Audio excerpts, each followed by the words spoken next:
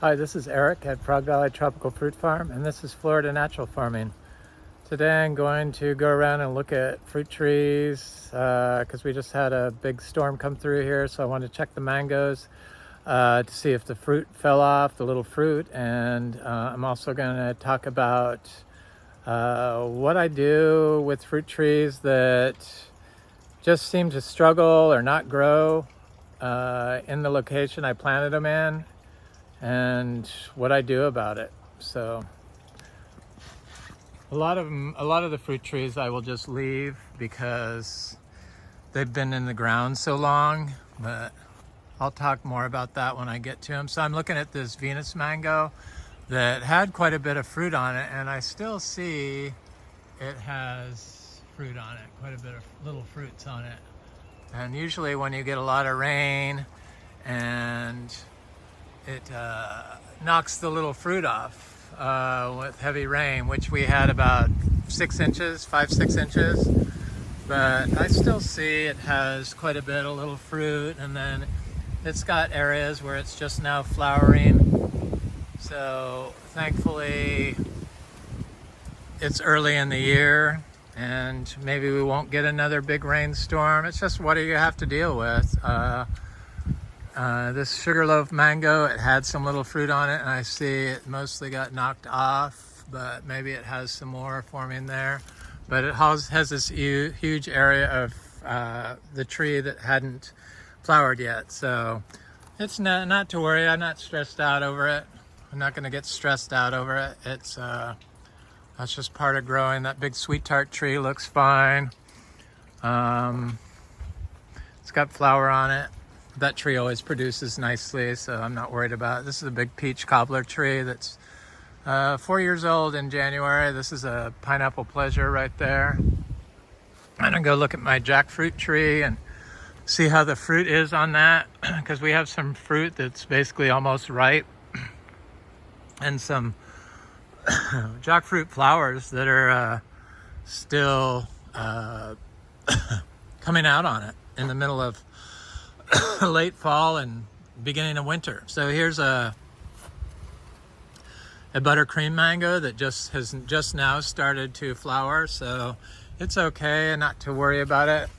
This tree is like right next to my path, which was not a good area to plant a tree, but it grows well, and I have knocked the fruit off. I'm walking next to it, but it has good flower on it. It's a white sapote tree. It's very warm. Thankfully, it was a very warm storm. It's been very warm here for winter, and I guess that's the reason why our jackfruits are flowering so well this late in the year. But I think a lot of it has to do with this is that peach cobbler tree that's just now starting to swell. Thank God, I love this fruit. It's one of my favorite fruits. Kezar, I think, was my all-time favorite, but peach cobbler just could have been it, and also buttercream. I have a lot of favorites. We have about 250 top-tier grafted mango trees, and we had about 285, but 25 or 30 of them or so got frozen 2 years ago in the winter. This is that Venus mango, the back side of it looks good. This is another sugarloaf mango. It has partial bloom on it, but it's also swelling and getting ready to bloom on the rest of it. But it didn't seem to have. There's a sweet tart mango with blooms. Sapodillas, they don't seem to mind the wind or the rain. Stuff doesn't get knocked off. There's that jackfruit tree. This is a grafted small jackfruit tree. Watched an interesting video. Doctors, and I forget what it was. It's in my watch videos. It was on fruit, eating fruit, consuming fruit, and is it good or bad for you? And because of the high sugar content of it, this jackfruit, they came to the conclusion that it was good to eat fruit, but they never mentioned that you should eat fruit in season because of the high deuterium in eating fruit out of season. And So it's, if you eat fruit that's in season, that's naturally grown, the fruit is lower in deuterium, which is they say that is the root cause of, or some doctors, some quantum biologists say that's the root cause of all disease, the deuterium in food and water. It's hydrogen molecules that your body needs when you're younger, but when you get older, it causes chronic disease. Here's a, yeah, they didn't mention that. They also didn't mention the importance of, or the unexploited field of tropical fruit leaf teas.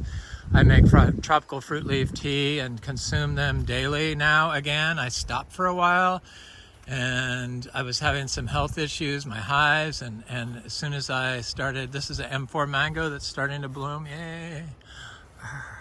M4 has not been a good producer for us. This is a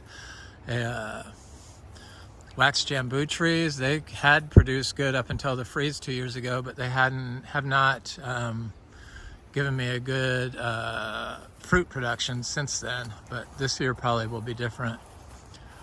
So they don't mention anything about getting your phytonutrients, your nutrients and your phytochemicals from the leaf tea, but they have shown in studies that tropical fruit leaf teas especially, that's because that's what I look at, the tropical fruit leaves at the National Institute of Health for bioactive compounds in their leaves before I add it to my list of teas that I make fruit leaf tea from. And there's so many, not so many, but there's becoming more and more studies available at the National Institute of Health on bioactive compounds, and say like Garcinia hombromiana or Garcinia humilis or Garcinia intermedia or Puteria torta, or you name it, citrus, all the different citrus. So I make a tea and I try to get at least 45 different fruit leaves, and I make a tea out of it, and I've been consuming it, and I could tell a big difference in my skin is more oily, which is good because my skin dries out. I'm a senior citizen. I hate to admit that, but yeah, it happened, and so my skin was drying out, and I'd get dry patches on my skin, which are, supposedly precancerous, or could be precancerous areas on your skin.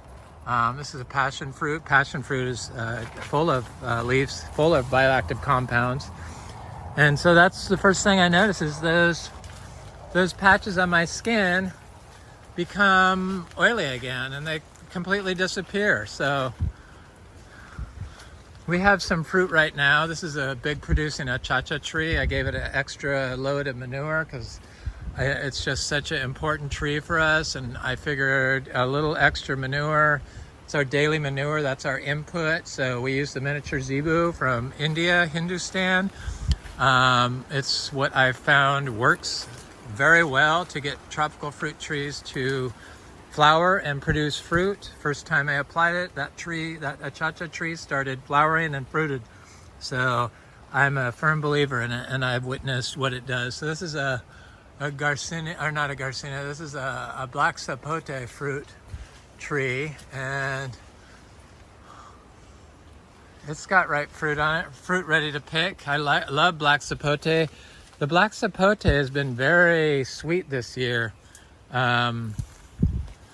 which is very nice. This is a black beauty, black sapote, and I don't see any ripe fruit on it at the moment. So it's a star apple tree. All these fruit trees that I'm mentioning are trees that I pick a leaf to make my fruit leaf tea from, and they work. They work. I just feel better when I do it. In fact, I've started cooking. So anytime that I use oil to cook, we're vegan. And so in place of oil, I use water. So the olive oil just was, my cholesterol was too high, but I think that was due to the wheat bread I was eating, which I'm now allergic to for some reason. But I just eliminated it because I wanted to see what my tests would do. So every time I would, everywhere where I was using oil, now I put my fruit leaf tea in my recipes so that I'm consuming at least 75 different plants a day, every day. Everything looks really good. So some trees just struggle. This is when you plant them, and you know, we don't water anything. Everything's naturally grown. We just use the animal input, the manure input. There's rules against using animal inputs and then picking and selling fruit to the public. You have to wait 120 days after you apply it before you can sell the fruit, pick the fruit and sell to the public. I make sure, and my tree is, the manure is applied well before the 120-day time frame, so I don't have to worry about it. Here's a little meringue tree seedling right here that's it's doing well. I direct sowed the seeds a couple months ago, and it has not been affected by the drought or cold. I want to look at my little breadnut trees. Here's one here, looks good. That's a Quaimuc tree. This is another, this is a Kamito tree.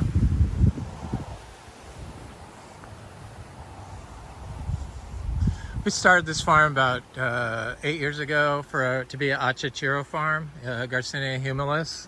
That's one there, and I haven't come walk down here. I didn't put my little bowl, tie my little bowl up.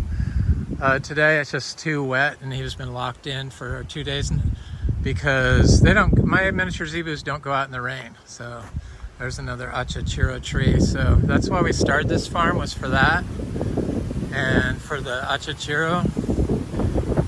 But we grow probably 200 different species of rare tropical fruit trees. I'm still buying seeds of stuff that I haven't acquired before. I just bought some seeds from Anderson Tropicals on the Puteria Spiritus Sancti. The fruit looked really good, and the Puteria bone shell, that's a Plinia inflata. It's a little citrus. So if this was bigger, I would grab a leaf for that, but it's so small that I don't do it. But I do take parts of my leaves and my bananas for my fruit leaf tea, and it works. I have not had any side effects. I'm not a doctor. I'm just sharing my experience with what I do. You should check with your doctor before you consume any of these fruit leaf teas. If you're unsure, definitely don't do it. But I have not experienced any symptoms like from them, but I wouldn't use leaf teas from my plants, like my rare aeroids and stuff. Here's my little seeds I planted of the sugar apple. They're not coming up. It's only been a couple days. Here's a Garcinia dulcis tree. So the Garcinia trees are notoriously slow growers, and so I would not worry about the Garcinias growing that slow, though they have started growing very fast for us here, but that's only because we've focused on soil health for the last 8 years, basically, and so we don't walk on anything, we don't disturb the soil. I only have mowed paths I go on. We don't water. We don't, only what the rain provides is the water that's given to the tree. And in here I have a little coffee seedling and cacao seedlings. We grow about 3 different types, we grow 3 different types of cacao. Criollo, that's what Criollo is, little Criollo seedlings. And then we have Trinitoro, and we have this is, I believe, a Trinitoro, but it could be a Criollo, probably a Criollo. There's a Garcinia intermedia. So with the Garcinias, they're slow growing, and I have a bread nut tree here. And I don't worry about it with the Garcinias, but sometimes you get a tree like I'll plant a Nona tree my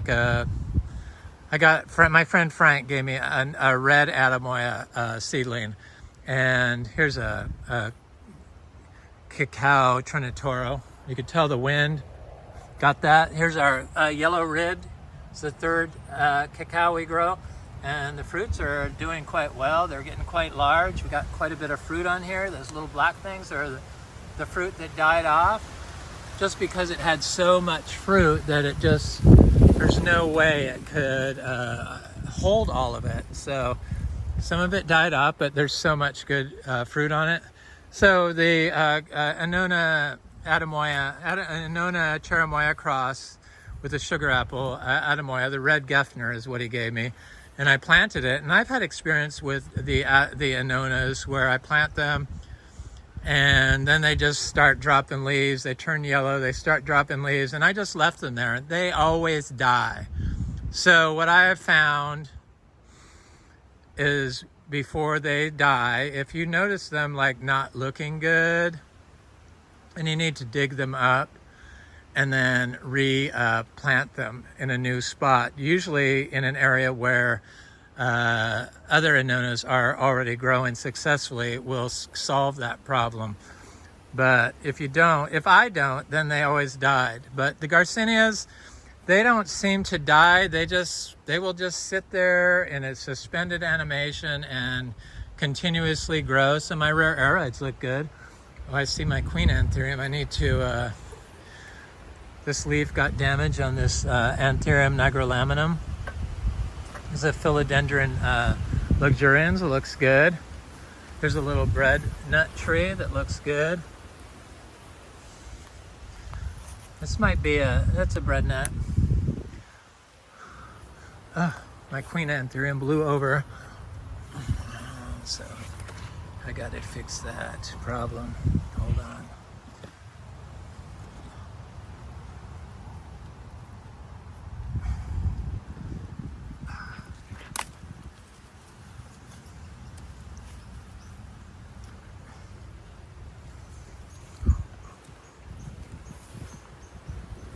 I gotta get another stake. Sorry, just bear with me, because I don't want that thing dying. The beautiful plant. I put most of my rare aerides in the ground.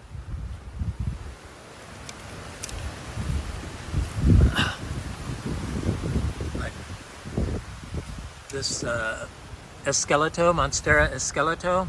Here's a Garcinia Mangostana. Just want to put a stake in here to prop this queen anthurium up so it doesn't get all trashed from the wind anymore.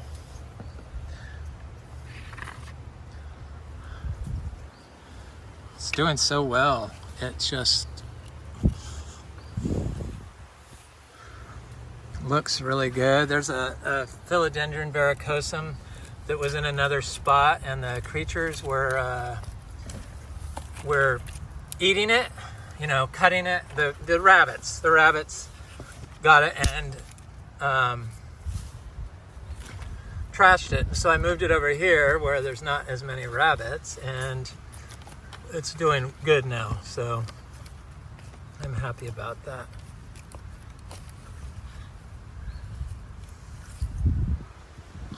There. It has a new leaf coming out, or is that a flower? It looks like it's probably a flower. There we go. So I don't have to move this. I just got to make sure that it's like not going to blow all over the place.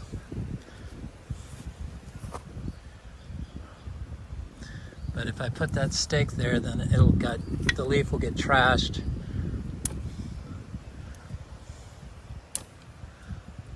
Which I don't want. I don't want to happen. So, okay. Should be okay. These Anthuriums regalis look okay. Sorry. Here's a pedali tree. It's got new leaves coming out on it. There's a little cacao here. There's a meringue tree right here. The durian look really good. They just, I don't know why people have had trouble with durian. They don't seem to mind in the 40s, and they have never been watered. And I think I showed this little durian over here. This is the one that I planted. It's been over a month, and the leaves were looking. Here's a little breadnut tree that the rabbits got, but it's coming back. So this durian was looking kind of haggard from the no water, but the leaves will get wilty, but it wasn't dropping leaves. And now it looks very perky. It was that leaf turned yellow, but it looks really good and happy. And I'm gonna go in here. I have little breadnut trees. Here's a durian right here that looks great. It was kind of dry for them, but I've known from past experience that the trees, they can look, the leaves will wilt from the no rain or no water, but it's not something to stress over. It's unless the leaves are turning yellow, all of them, and they're dropping off, then the tree is just fine. That's just its natural defense mechanism to conserve water during respiration. So it breaks down calcium oxalate internally during times of drought to photosynthesize without taking in carbon from the air. But the cacao doesn't seem to mind not having any water, and it definitely can stand flooding. So it grows in flooding and drought. What it doesn't like is the wind, but this one seems, I guess, because I have so many trees planted now that are getting big, the wind wasn't really fierce on it, and it hasn't been that wet here, or dry here, so it hasn't dropped any leaves. In fact, it's got new growth on it, but I can see that the leaves got a little burnt there from the wind.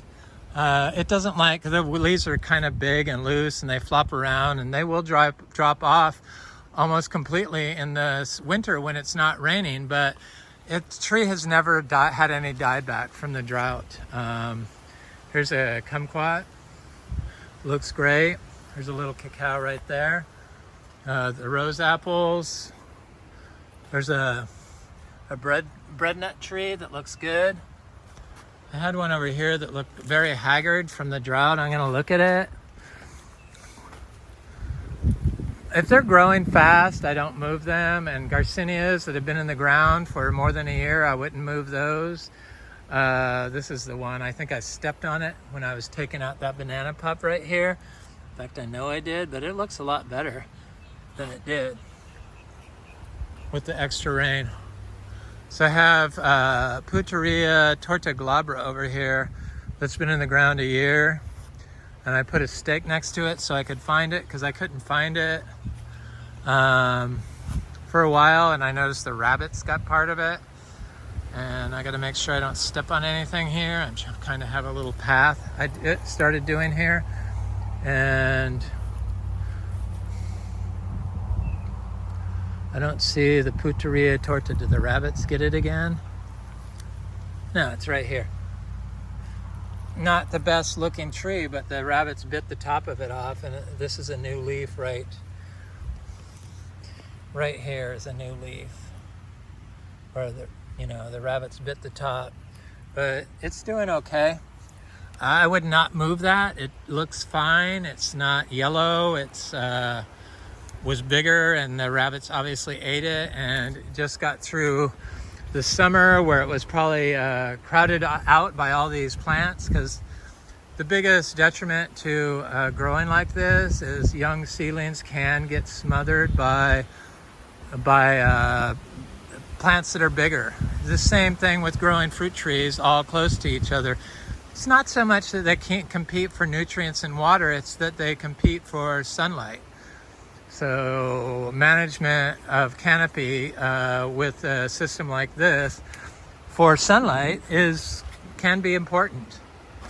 I don't think removing the trees is the answer. I think that the plants do better with the trees in there, but managing a oak tree that has a branch that's completely on your fruit tree, I would take the branch out probably. Stuff like that. Modified syntropic agriculture.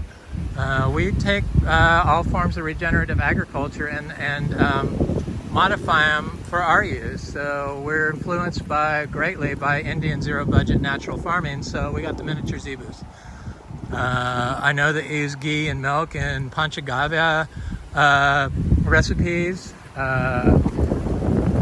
for Indians. There's zero budget natural farming. That rabbit scared the hell out of me. It's okay. And so I made lactobacillus spray and sprayed it on the soil for like a year. I know that Korean natural farming does indigenous microorganisms. So I take soil from the best areas of my farm and mix it in my biological sprays, like my compost teas and stuff that I used to do. And take humus and make tea out of that. So that was borrowed from them. Permaculture, I do chop and drop, like syntropic, when trees are affecting my paths or blocking a tree's complete sunshine. So I would limit that. But Garcinia trees, like this Garcinia tree, seems to grow perfectly well in full shade, and fruit in full shade. So that's not a problem with Garcinias. I have a lot of little trees in here that I can't really see, but I have little Eugenia trees, cherry of the Rio Grandes, the black ones, the orange ones, and well, I guess those aren't cherry of the Rio Grandes, but the little Eugenias. That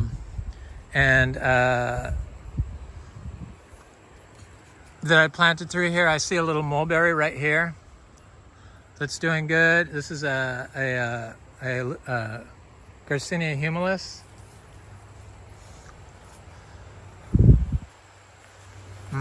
It's a santal tree. I'm gonna go over here and look at my other tree that has a lot of fruit on it, the black sapote tree, the Bernanke black sapote. It doesn't have any seeds in a lot of the fruit.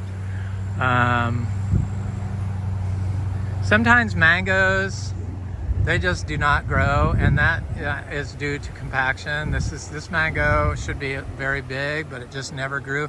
But I also knew that this was a heavily compacted location because this was all lawn for 50 years.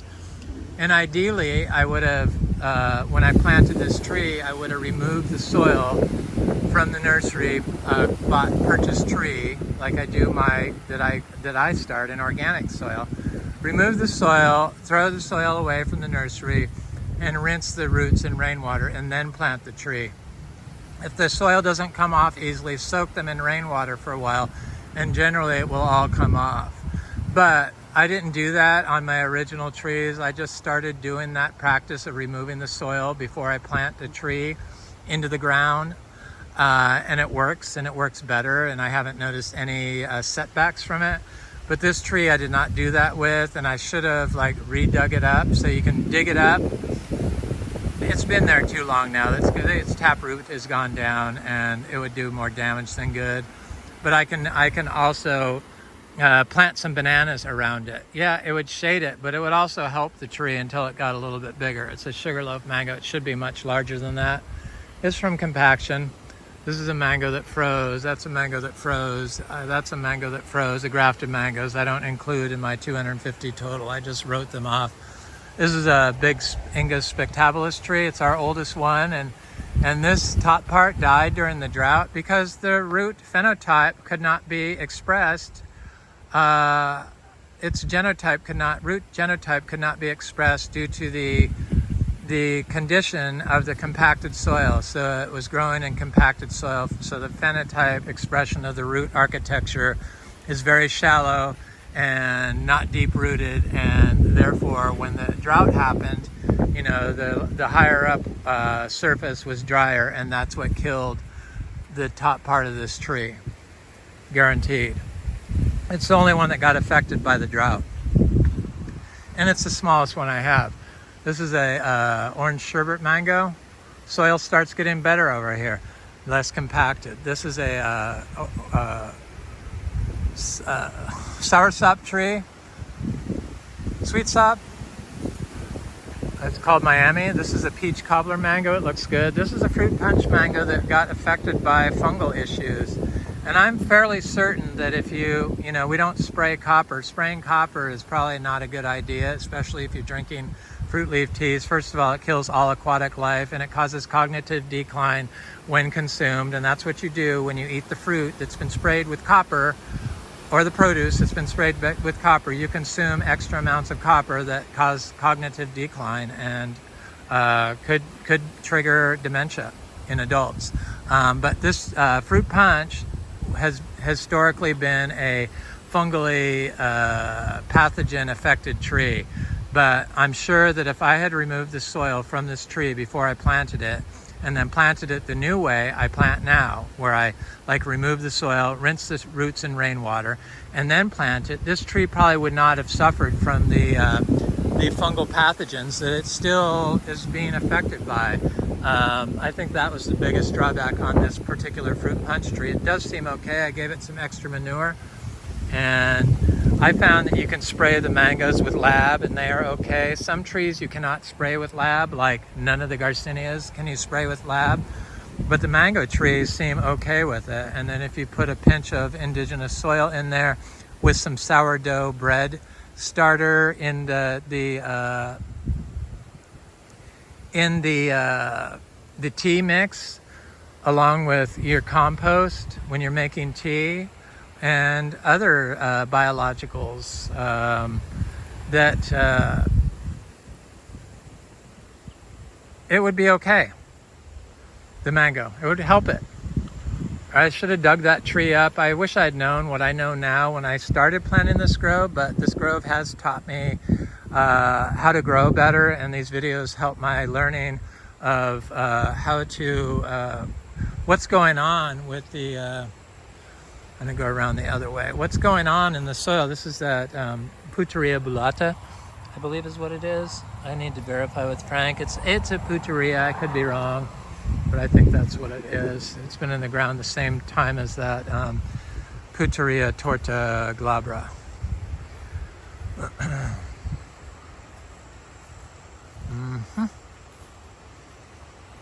I wouldn't dig a tree up that's been in the ground for more than a year if it was me. I did that with a Garcinia tree, and it had only been in the ground 9 months, and I killed it because the tap root had already gone deep, and it was a big Garcinia Madruno tree. It wasn't a Garcinia Madruno lindero, which we have about 25 of those now. They seem very fast growing, but it was a very large Garcinia Madruno tree, probably the sour fruited variety. That's an achacha tree. I'm going to look at this Puteria torta I planted over here, glabra, second one. My friend Frank gave to me, and it looks like it, you know, it could have used some water. It was kind of yellow when I planted it here, and not the happiest looking tree, but I'm sure it's going to snap right out of it. I'm not even worried about it. It didn't look that healthy. This is that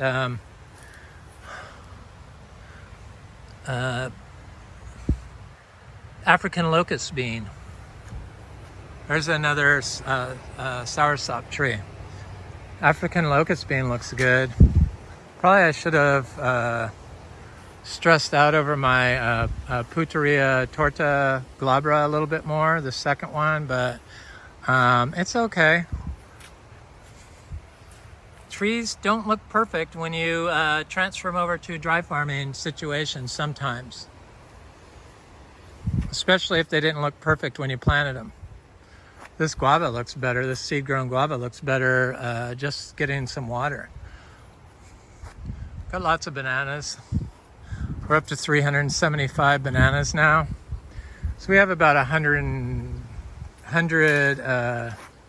Luke's Garcinias, and some just, you know, are not very big, and some are very big, and some are huge.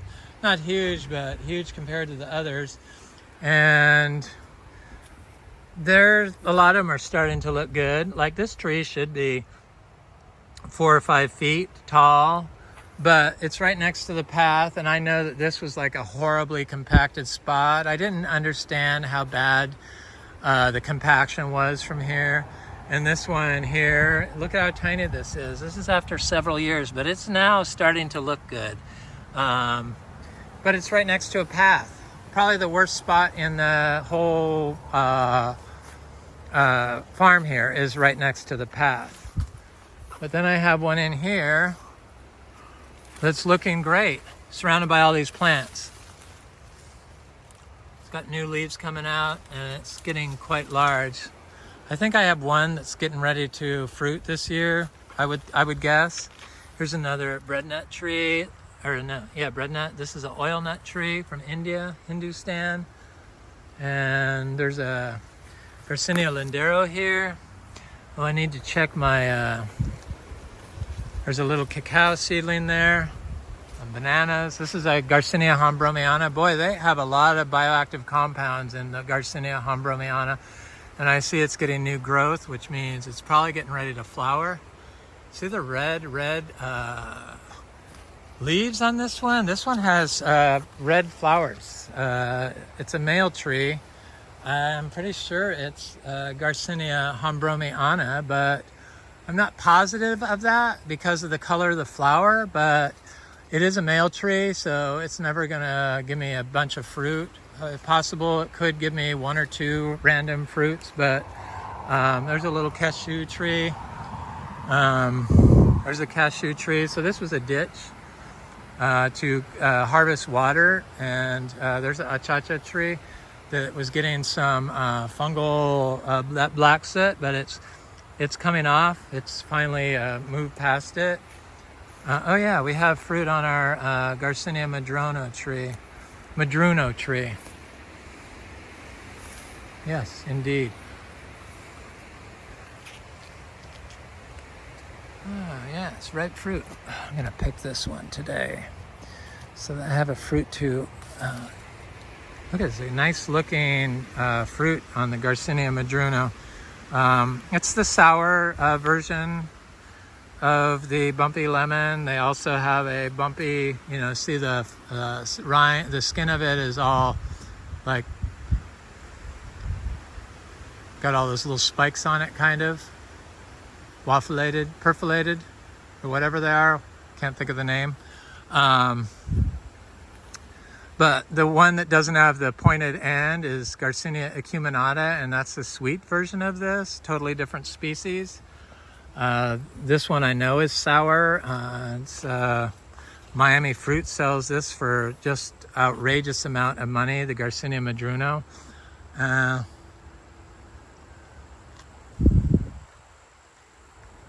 You know, they're in the mangosteen family and highly medicinal.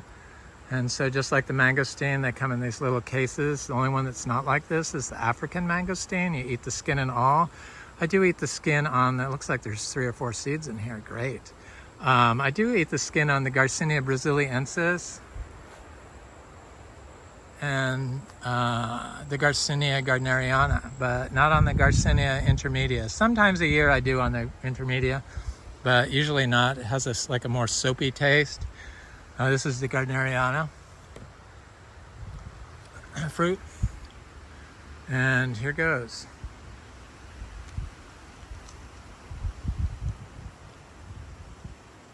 So it comes in like little segments, like citrus almost.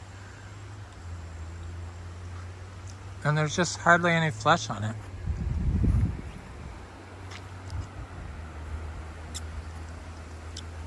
Huge seeds.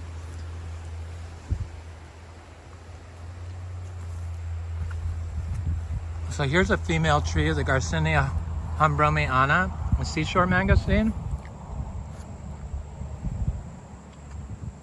Mangosteens are very resilient. We have about 13 to 15 species, different species of Garcinias. And this one has produced fruit. That's how I know it, or not. It is flowered, has not produced fruit to maturity. That's why I know it's a female tree. And it did it during the 31 degrees. So maybe that had something to do with the not holding fruit. But it when they fruit, they start sending out new flowers, and then they fruit on the tips of the stems.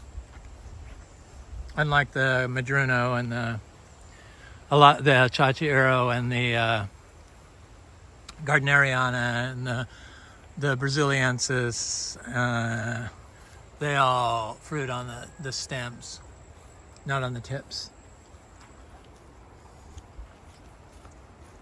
That's a good fruit. I got a lot of others started here. I got another little Garcinia Madruno started right here. Got one started there. Though that could be Madruno. Lindero, I mean. And then I have Garcinia Dolces here and Garcinia magnifolia there. From a different source than the Lindero. Could be the tart. There's a tart and a sweet version of Madruno. Also, but are they a different species? Perhaps. Garcinias are so confusing. That little coffee tree looks good, planted next to this wild coffee. This is a cacao trinitoro seedling.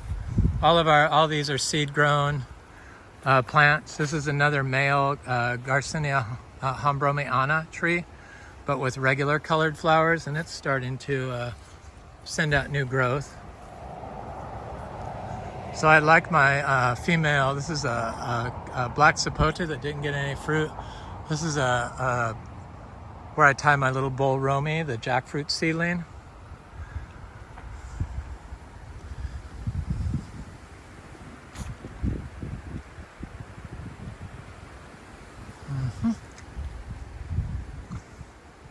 There's a jackfruit called Orange Crush that hadn't bloomed, and since I planted it, it's a grafted tree, and I started tying my little bowl up to it, and now it's flowering all over it. I've been tying him up here for more than a month, off and on, and it's just got flowers everywhere. It's just unbelievable. It's doing this heavy flower in the middle of like winter, basically. Oh, it's got flowers way up here and fruit, and it's just doing its thing.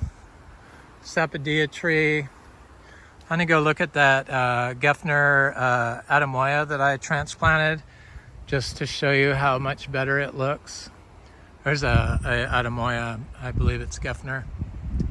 We have Geffner, Priestley, Lisa, and Red Geffner. My favorite Atemoya is the Priestley. We don't pollinate any of them. They are all pollinated by nature, and we get good fruit production on them. These are our bananas. I do not divide bananas when they have flowers on them. So I'd like to take these pups off here so I can get up to 400 fruit, or 400 trees that I divided before the first of the year, but not from that one. I also don't do it if they have big racks on the tree. I will do it if the rack is real tiny, and I know I don't really care if the few bananas that are on that particular rack are destroyed from taking pups off of it. But the reason why the racks are tiny on the banana trees is because I have taken pups off of it. I found that pretty much is the only reason that the racks are tiny here, except maybe if there was a hurricane and I had to cut it back, or it fell over from the hurricane or something like that, and got damaged on the way somehow. But I would definitely take a pup off here, and that banana up there hasn't flowered yet, so I leave 2 always. I'm definitely going to take another one off here. There's 3 on here.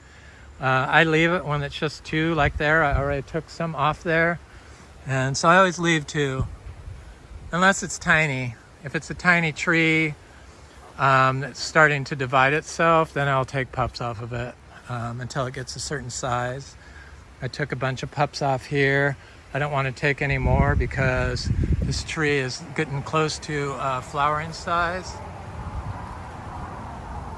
I want to have bananas every day year round here, and I figure if I have more than 400 banana divides I've done, surely I will have I will have bananas every day.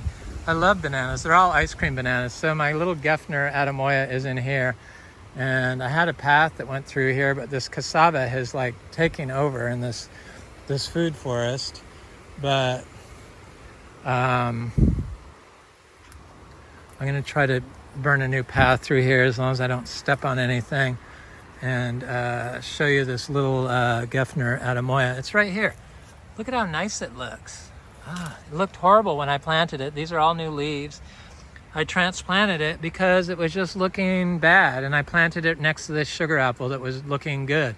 There's another big Atemoya there. So I knew that Atemoyas did good in this area. So that's the reason why I chose to plant it. And what I also found is a good spot to grow Garcinia trees is at the base of these annona trees. So I'm going to put so like right next to the annona tree, I found that the charichuelos grow really fast. So I'm going to put this seedling of the Madruno next to this sugar apple. We have so many sugar apples that experimenting is not a problem. But if you are concerned about a good spot, where's a good spot to direct sow annona seeds? I mean, not annona seeds, Garcinia seeds, like these Madrunos, definitely at the base, or like within a few inches of the, how do we get out of here?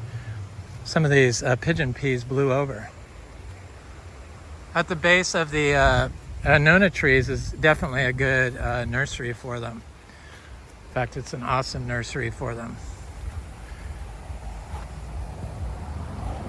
Oh, I see I have a Miko lemon still.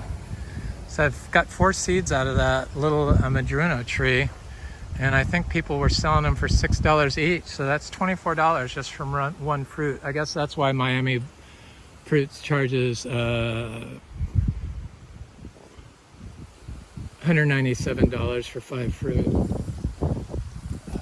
It's crazy. I can't do that. These are our Miko lemons. They're so awesome. They're almost like bergamot lemons. They smell so good. These are our own variety of lemon that we developed from fruit trees that I found naturally growing in our food forest at our beach house. Anyway, here's our black sapote Bernicky.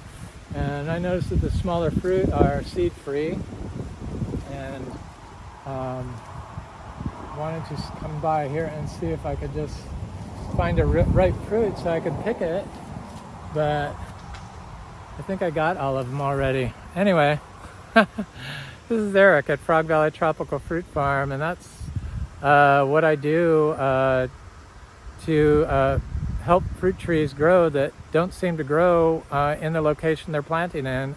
Dig them up, replant them, wash the roots off, and cleaning the roots of the newly purchased fruit trees from the soil that comes from the nursery before you plant them will definitely enable your fruit tree to grow much quicker naturally if you're trying to grow a natural farm system like this.